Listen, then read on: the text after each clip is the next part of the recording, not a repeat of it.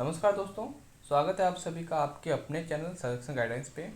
मेरा नाम अतुल है और मुझे इस साल 2025 के सीजीएल से ऑफिस सुपरिटेंडेंट की पोस्ट मिली है। मैं आपको इस वीडियो में बताने वाला हूँ मेरी क्या क्या स्ट्रैटेजीज़ रही, कौन कौन से सोर्सेज को मैंने फॉलो करा। और आज की वीडियो में कोई भी किताबी ज्ञान की बात नहीं करने वाले हम बात करने वाले ग्राउंड रियलिटी की कि क्या मेरी स्ट्रैटेजीज़ रही, है ना। तो एंड तक इस वीडियो के बने रहना। जो भी बंदे नए हैं चैनल को लाइक ज़रूर कर देना, सब्सक्राइब कर देना, ठीक है। हम सीक्वेंस में स्टार्ट करेंगे और शुरू से लेकर एंड तक मैं अपनी पूरी जर्नी डिस्कस करने वाला हूँ। इसमें वीडियो हो सके थोड़ी सी लंबी भी हो सकती है, तो भाई जिसके पास टाइम हो थोड़ा निकाल के देख लेना, ठीक है। जिसके पास नहीं है भाई अभी मत देखो, जब टाइम हो तब देख लेना, ठीक है। तो शुरू करते हैं हम। सबसे पहले स्टार्टिंग कहाँ से हुई, सबसे पहले बात करते हैं हम स्टार्टिंग की, ठीक है। From a narrow failure to ultimate success, कहाँ मैंने फेल किया और कहाँ मैंने सक्सेस करा, मैं बात करने वाला हूँ। इनिशियली जो मेरा पहला अटैम्प्ट था 2023 में था। 2023 में जब मैंने अटैम्प्ट दिया तो प्री में 1.5 मार्क्स से मैं रह गया। भाई 1.5 मार्क्स से रहना अपने आप में समझ सकते हो कितनी ज़्यादा, मतलब बहुत ही टोटल डिसअपॉइंटेड था मैं कि भाई 1.5 मार्क्स बहुत क्लोज गया, but I couldn't make it. वो जो लाइन जो होती है ना, वो लाइन उसको मैं क्रॉस नहीं कर पाया, ठीक है। फिर बात करते हैं 2023-24 में मैंने अटैम्प्ट दिया था, सॉरी मिस्टेक से मैं 23 कह दिया। 23 में मैंने स्टार्टिंग की थी अपनी प्रिपरेशन, 24 में मैंने दिया था पहला अटैम्प्ट, और 24 के अटैम्प्ट में 1.5 से रह गया था। और 25 का वो अटैम्प्ट था, 25 के अटैम्प्ट में मैंने बिल्कुल लाइन क्रॉस किया, ठीक है। इस 25 के अटैम्प्ट में मैंने कौन कौन सी स्ट्रैटेजी फॉलो करी और कौन सी वो मिस्टेक थी जो मैंने 2024 के अटैम्प्ट में की, मैं दोनों के बारे में डिफ्रेंशिएट करने वाला हूँ भाई, क्या क्या मिस्टेक्स मैंने करी और क्या क्या दिक्कतें मैंने फेस करी। सबसे पहले मैं बात कर लेता हूँ मैंने क्या सोर्सेज फॉलो करे किन चीज़ों के लिए, ठीक है। ये आप देख सकते हो 2023 जून में मैंने प्रिपरेशन स्टार्ट की थी, 2024 तक में मैंने सिलेबस कंप्लीट किया है, ठीक है। एक साल लग गया। 24 से 25 तक में ये समझ लो एक साल में मेरे को लग गया रिवीजन करने में। कंप्लीट रिवीजन की मैं बात कर रहा हूँ, जितने मैंने नोट्स बनाए हैं ना, हर चीज़ों के कंप्लीट रिवीजन मेरे को लग गया था भाई, ठीक है। मल्टीपल टाइम रिवीजन हो चुकी थी।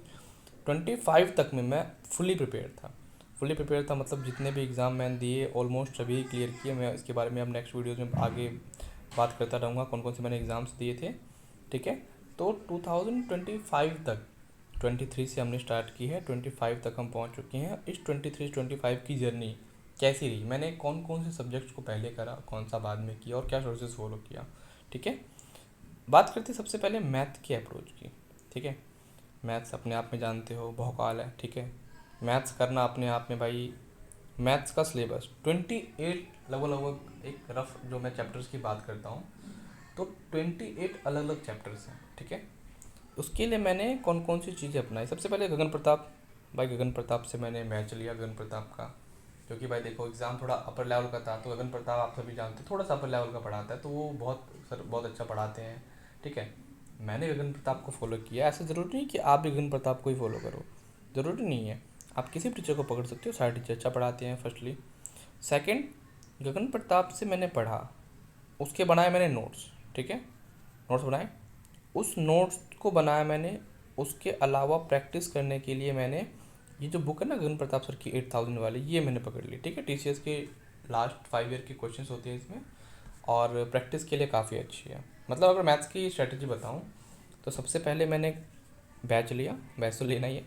सबसे पहले मैंने उसको कंप्लीट किया, उसके नोट्स बनाए, उन नोट्स को मैंने रिवाइज़ किया, प्रैक्टिस मैंने फिर बुक से करी। इसके बाद जब मॉक्स पे आया मैं, ठीक है। मॉक्स मैंने मारे, मॉक्स में जो भी गैप रह जाते थे, सपोज़ करो बहुत सारे मल्टीपल टॉपिक्स मेरे मिस्टेक हो रहे हैं ना, बार बार रिपीटेड मिस्टेक जो मैंने सर से पढ़ा, जो मुझे समझ में नहीं आ रहा कई बार, या कोई टॉपिक रह गया, तो मैंने उसको यूट्यूब से फिल किया, समझ रहे हो। जो मिस्टेक्स हो रही हैं उन मिस्टेक्स को आप यूट्यूब से फिल कर सकते हो, जो आपने बैच लिया। बैच से क्या होगा ना, आपका एक कोर तैयार हो जाएगा। सपोज़ करो आपने किसी का भी बैच लिया तो 70% या 60% तो करा ही देगा, मिनिमम की बात कर रहा हूँ। 100% नामक कोई चीज़ होती नहीं है, 60-70% तो कराएगा ही। 60-70% करा देगा, उतना भी बहुत है। 60-70% करने के बाद मैं बात कर रहा हूँ, 60-70% आपने कर लिया, उसके बाद 30% आप यूट्यूब से फिल कर सकते हो। आप उसको यूट्यूब से फिल कर सकते हो, कोई दिक्कत नहीं है, बुराई है ना यूट्यूब से फिल करने में, उन गैप को फिल करने में। इसको करने में जो टाइम है वो मुझे लग गया था भाई 1 ईयर अप्रोक्स। सर की वीडियोस काफ़ी ज़्यादा थी, ठीक है।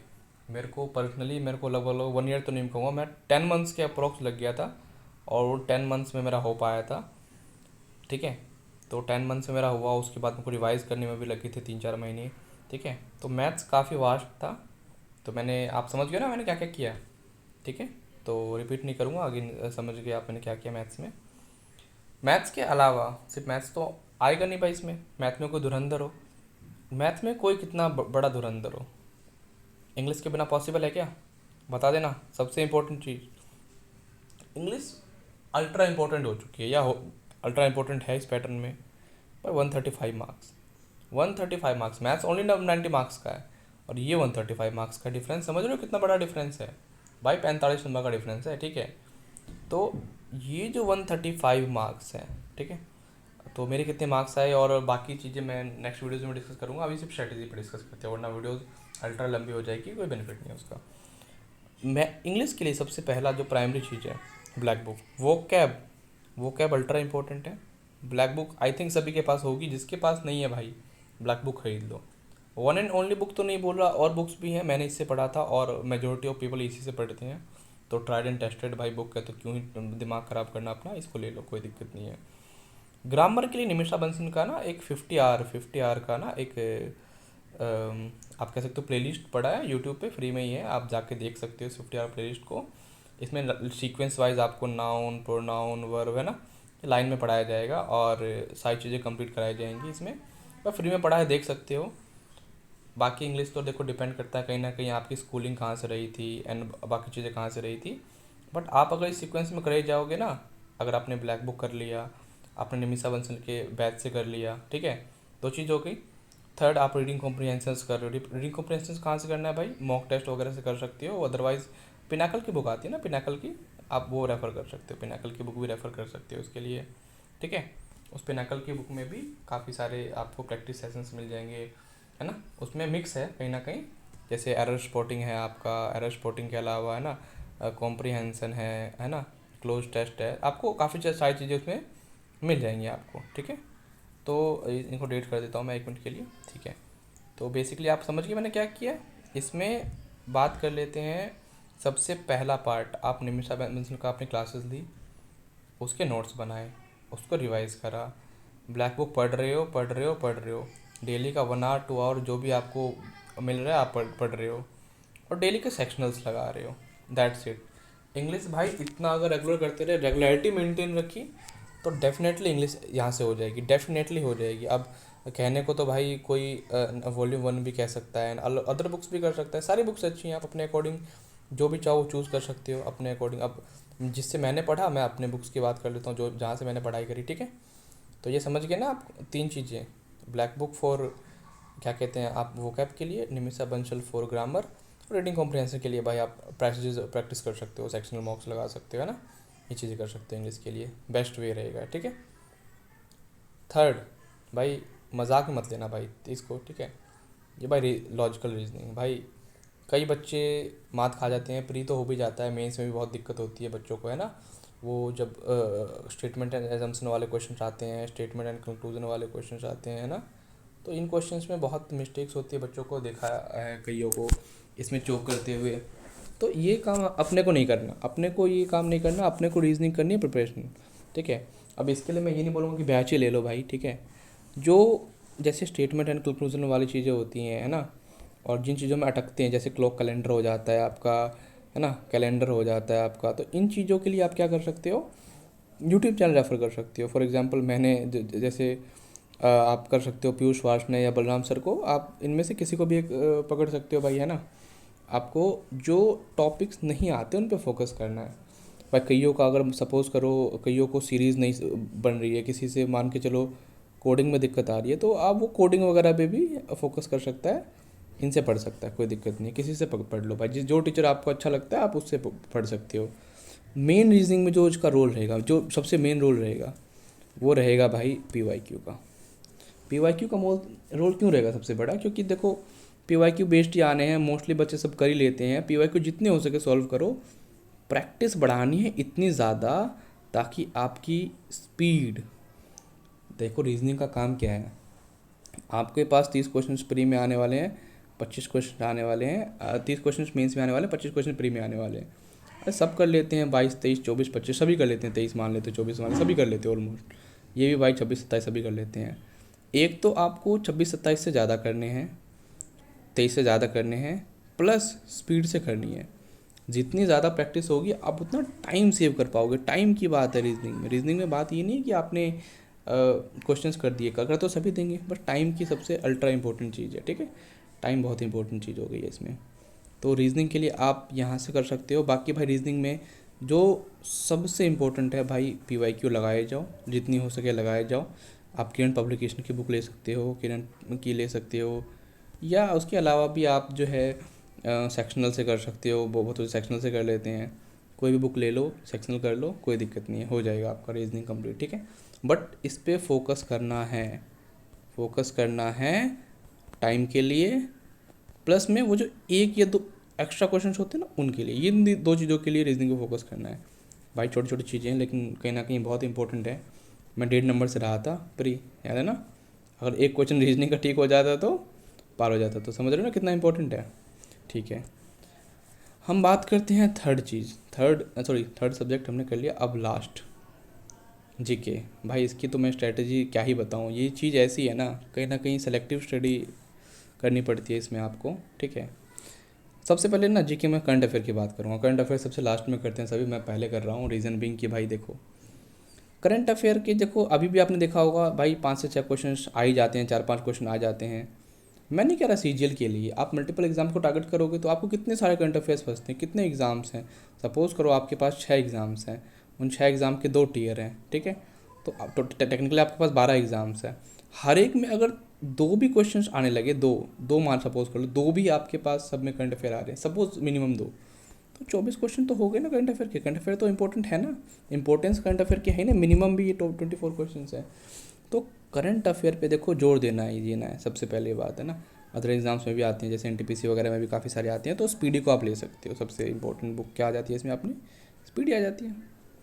अरे स्पीडी को पकड़ लो, सिंपल सी बात है। स्पीडी में से ना आपको जो ईयरली आती है आप उसको कर सकते हो। स्पीडी की ईयरली सबसे बेस्ट है, स्पीडी की ईयरली सबसे बेस्ट है आपके लिए, ठीक है।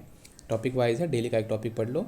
बाद में जो वन लाइनर्स आते हैं ना, वन लाइनर्स, उसको वन लाइनर्स पढ़नी है, ठीक है। पहले टॉपिक वाइज पढ़ना है, फिर वन लाइनर्स पढ़नी है। पहले टॉपिक वाइज पढ़ना है, लेकिन ये याद रखना, पहले टॉपिक और फिर वन लाइनर पे आना है, ठीक है। ठीक है, बात कर लिया हमने स्पीडी के बारे में, करंट अफेयर के बारे में, ठीक है। और वेटेज बहुत ज़्यादा है भाई, वेटेज बहुत ज़्यादा है, ठीक है, करंट अफेयर की। इसके अलावा मैं बात कर लेता हूँ, वन शॉट वीडियोज़ देख सकते हो आप। सेकंड पॉइंट है ना, वन शॉट। देखो मैं बोलूँगा जीके में आप टाइम सेव करो अपना, क्योंकि आना तो बहुत कुछ है। आप बच्चे तो कह देंगे कि रैंक लाना है और रैंक के लिए आपको पढ़ना पड़ेगा। भाई पहले सिलेक्शन तो ले लें, वन शॉट वीडियोस देख लो, उसके बना लो अच्छे से नोट्स, उसके अच्छे नोट्स बना लिए, उसको कर लिया multiple time revise. Multiple time revise करने के बाद आप सिंपल सी बात है मॉक्स लगाओगे, और मॉक्स के क्वेश्चंस को बार बार रिवाइज करते रहो, है ना भाई। रिवाइज तो करना ही पड़ेगा ना। वन शॉट वीडियो आप पॉलिटी की देख लिया आपने, हिस्ट्री की देख लिया आपने, ज्योग्राफी की देख लिया आपने, है ना, इकोनॉमिक्स की देख लिया आपने, फिजिक्स, केमिस्ट्री, बायो। मैं पूरी जो स्ट्रैटेजी जो है ना जीके की, कहाँ कहाँ से आप कर सकते हो, मैं इसके लिए एक सेपरेट वीडियो ले आऊँगा। क्योंकि भाई जीके अपने आप में भाई सभी जानते हैं भंडार है भाई जीके में, बहुत ज़्यादा ही है ना। एक अलग से स्ट्रैटेजी लेके आ जाऊँगा, इसमें बहुत टाइम नहीं देना है। तो कहाँ कहाँ से आप कौन कौन सी चीज़ें कर सकते हो वो मैं आपको एक बार गाइड कर दूँगा, ठीक है। तो आप मल्टीपल टाइम आपको रिवीजन करनी है इसकी। स्टैटिक का रोल बहुत ज़्यादा है भाई। स्टैटिक के लिए आप क्या कर सकते हो ना भाई, कि वो वीडियो है ना, आई थिंक RWA पे है ना, RWA पे आपकी वीडियो पड़ी हुई है, प्लेलिस्ट पड़ी हुई है ना। प्लेलिस्ट है आपकी नवीन सर की, उस नवीन सर की प्लेलिस्ट को आप फॉलो कर सकते हो। बेस्ट रहेगा, नवीन सर की प्लेलिस्ट पढ़ लो, सबसे बेस्ट रहेगा आपके लिए, ठीक है। टाइम बचेगा, जिसमें आपके आर्ट एंड कल्चर वगैरह बहुत इंपॉर्टेंट है भाई, डांस फेस्टिवल सबको पता है, पार्क्स वगैरह, तो जो भी है वो इंपॉर्टेंट चीज़ें नवीन सर कवर करवा देंगे, वहाँ से आप पढ़ सकते हो। स्ट्रैटेजी के बेस्ट रहेगा। और मल्टीपल PYQ भाई नहीं पता क्या आने वाला है, अनप्रडिक्टेबल है ही नहीं अनप्रडिक्टेबल। मुझे भी नहीं पता क्या आने वाला है, ठीक है, किसी को नहीं पता होता। तो आप यहाँ से कर सकते हो, ठीक है। ये स्ट्रैटेजी हम फॉलो कर सकते हैं, मैंने यही फॉलो करी थी। अब बात करते हैं, 4 हो चुके हैं भाई। सीक्रेट 2 आवर एनालिसिस, ये तो कुछ और लिख लीजिए, 2 आवर कुछ नहीं है भाई, 2 आवर नहीं करना भाई, ठीक है भाई। आपने 1 आवर का मॉक लगाया, एटलीस्ट आप उसको 1 आवर एनालिसिस नहीं करोगे तो कोई बेनिफिट नहीं है। कहने को कह सकता है कोई 1 आवर से पहले हो जाएगा, कोई दिक्कत नहीं, पहले हो गया तो बहुत अच्छी बात है ना, कोई बुरी बात थोड़ी है पहले हो गया तो। लेकिन 1 आवर के मॉक को आप 1 आवर टाइम ईजिली दो भाई, ठीक है। एनालाइज करो कि मेरा क्या मिस्टेक हो रहा है, टाइम कंज्यूमिंग जा रहा है ज़्यादा, या मैं जो है ज़्यादा सिलीज कर रहा हूँ, या है ना। तो टाइम कंज्यूमिंग है, सिलीज है, यही मिस्टेक्स होती हैं जनरली मैथ्स में। कोई टॉपिक आपका छूटा हुआ है, उस टॉपिक को कवर करो, है ना। और कोई टॉपिक छूट गया है तो भाई इन द लास्ट भाई मॉक ही है जो आपको आपकी गलतियाँ बताने वाला है, और मॉक ही है जो आपको आगे लेके जाने वाला है। 99.5 परसेंटाइल गोल पॉसिबल तो नहीं है, कोशिश करो भाई 95 प्लस ही रखो परसेंटाइल। यूआर के लिए स्पेशली बात कर लेता हूँ, मैं खुद यूआर से हूँ तो फिर उसके लिए, ठीक है। कोई कहेगा 90 प्लस, भाई 90 प्लस रख सकते हो, बट 95 प्लस रहोगे ना तो बेटर आप पोजीशन में रहोगे, एग्ज़ाम हॉल में भी फंबल इतनी ईजिली नहीं करोगे, ठीक ठीक है। भाई एनालिसिस करनी है भाई, क्वांटिटी 500 मॉक मार दिया, एनालिसिस नहीं किया, कोई फ़ायदा नहीं है। क्वांटिटी की बात ही नहीं है भाई, बात है यहाँ पे क्वालिटी की, ठीक है। तो क्वालिटी अच्छी है तो बेनिफिट है, वरना कोई फ़ायदा नहीं है। आपके कंसेप्चुअल एरर हो रहे हैं या आप क्या मिस्टेक कर रहे हो, वो चीज़ आप अच्छे देख सकते हो। आप बोल रहे हो सिली मिस्टेक हो रही है तो फिर क्या फ़ायदा है, ठीक है। एनालिसिस नहीं कर रहे अच्छे से, सिली मिस्टेक कौन सी में हो रही है वो इंपॉर्टेंट है ना। तो ये था भाई डेली क्या क्या चीज़ें मैंने करी थी, ठीक है। मैथ पे भी फोकस करता था भाई, मैं आफ्टरनून पे इंग्लिश जीके करता था, और इवनिंग में मॉक को एनालाइज करता था। मॉक मैं शुरू में दे देता था भाई, ठीक है। मॉक देने के बाद ही मैं जो है बाकी काम करता था, ठीक है। तो ये थी स्ट्रेटजी, ठीक है। जनरली स्ट्रेटजी यही होती है भाई, और कोई स्ट्रेटजी नहीं है मेरे पास। स्ट्रेटजी नामक कोई चीज़ नहीं है, मैंने यही फॉलो किया था। सब्जेक्ट वाइज स्ट्रेटजी मैं नेक्स्ट वीडियो में लेके आ जाऊँगा आपके लिए, ठीक है। आप सभी को मैंने बता दिया, आई होप आप सभी का क्लियर हो चुका होगा माइंड, ठीक है। कैसे करना है और क्या करना है, ठीक है। कौन कौन से सब्जेक्ट को कैसे फॉलो करना है। कोई भी डाउट अगर आपको होता है तो आप भाई कर सकते हो भाई। और वही बात है 1.5 मार्क्स जो था ना भाई, उसने भाई बहुत सिखाया कि बहुत मिस्टेक करी तूने, ठीक है। ठीक है, सिंगल एक्ट नहीं है भाई, but habit of discipline preparation, सच है भाई, ठीक है। सिलेक्टेड ऑफिसर यानी मेरी बात कर रहे हैं, ठीक है। इनकम टैक्स डिपार्टमेंट, मेरे डिपार्टमेंट की बात कर रहे हैं गाइज तो बाकी मिलते हैं नेक्स्ट वीडियो में, ठीक है। ये आपकी रहने वाली है, आप सभी जो भी नए आए हो चैनल पे, ठीक है, प्लीज़ लाइक शेयर सब्सक्राइब ज़रूर करना चैनल को, और अपने भाई को फॉलो कर लेना भाई। टेलीग्राम लिंक डाल दूँगा, टेलीग्राम लिंक पे आ जाना जो भी नए हैं, ठीक है। तो यही स्ट्रैटेजी, मिलते हैं नेक्स्ट वीडियो में, तब तक के लिए सेपरेट वीडियोस लेके आता रहूँगा। अभी शुरुआत है इस जर्नी की, ये जर्नी और आगे तक जाएगी, ठीक है। सभी का साथ ज़रूरी है। तो tata bye bye, take care, Jai Hind, bye.